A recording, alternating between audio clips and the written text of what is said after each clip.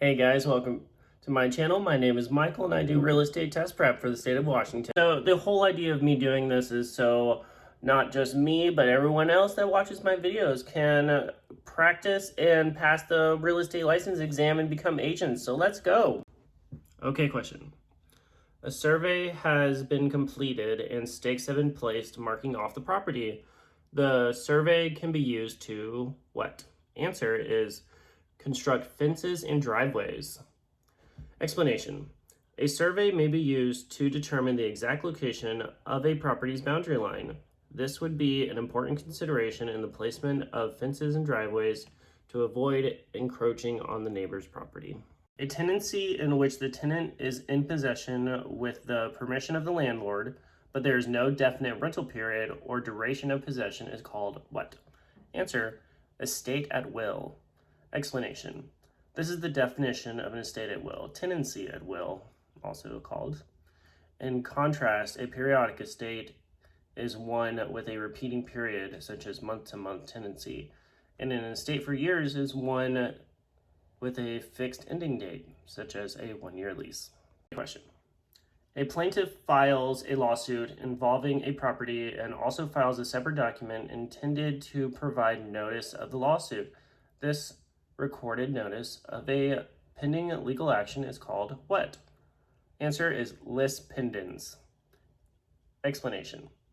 A lis pendens is a recorded notice stating that there is a lawsuit pending that may affect title to the defendant's real estate and that could bind the purchaser of the property.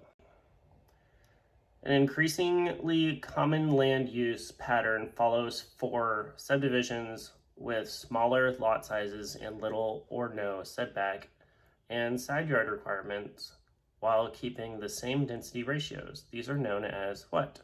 Answer is planned unit developments. Explanation. A planned unit development is a subdivision where lot sizes are smaller and dwellings are grouped closer together, and there are significant amounts of open space.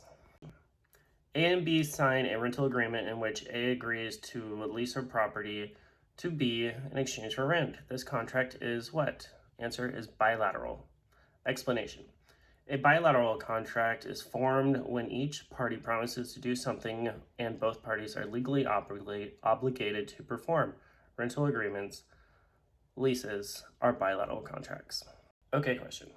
A real estate agent has assisted an investor with the purchase of a number of commercial properties. The investor will be out of the country for part of the year and ask the agent to manage all aspects of those properties during that time, including advertising and leasing. The real estate agent will be what? Answer is general agent. Explanation. A real estate agent acting as a property manager is typically a general agent. A property owner often authorizes a property manager to handle all the day-to-day business associated with the property on an ongoing basis. Question.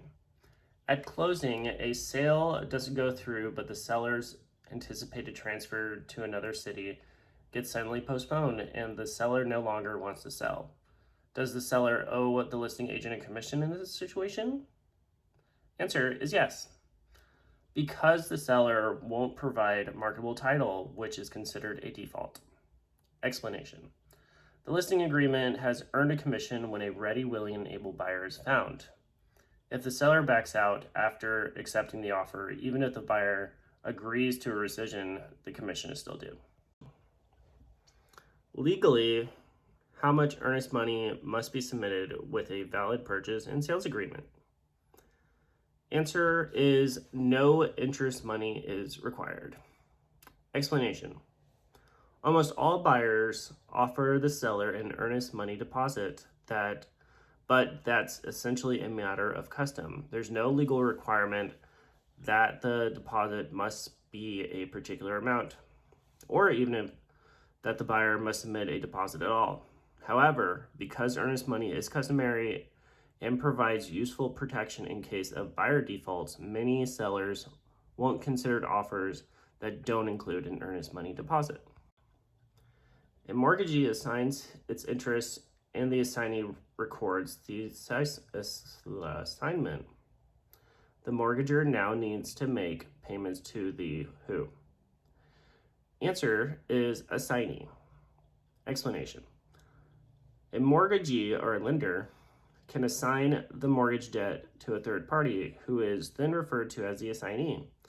The lender has sold the loan and therefore the borrower now owes payment to the assignee. Since the assignee didn't actually lend money to the borrower, however, the assignee is not a mortgagee. So yeah, question. The buyer is unfamiliar with the concept of discount points and asks a licensee to explain. The licensee responds, discount points are used to replace funds that are being held by the Federal Reserve so that no funds are available to lend. Is this description correct? Question mark. Answer is no. Explanation. Discount points are used to increase the yield for lenders who will sell the loans on the secondary market. Okay, question. A percolation test will examine what? Answer is soil's ability to absorb and retain water. Explanation. The test is usually performed to determine whether a property is suitable for a septic system that will meet applicable health standards. Okay, question. A $4,500 earnest money check bounces because of insufficient funds. What is the first thing the broker should do? Answer is notify the principals. Explanation.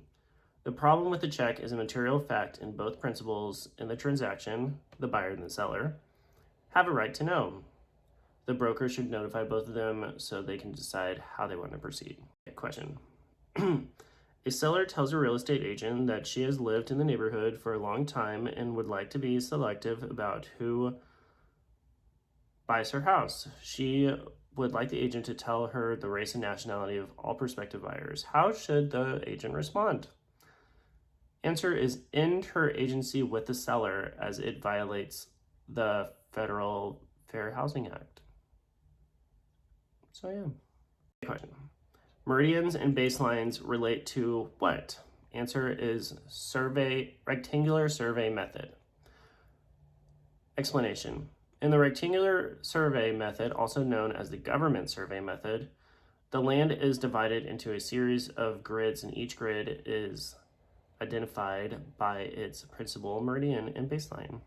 Okay guys, that's all I got for today. I hope this helps you with your studying and hope it helps me too. So keep working on it and I'll be back with the next video of continuing on with going through the practice exam.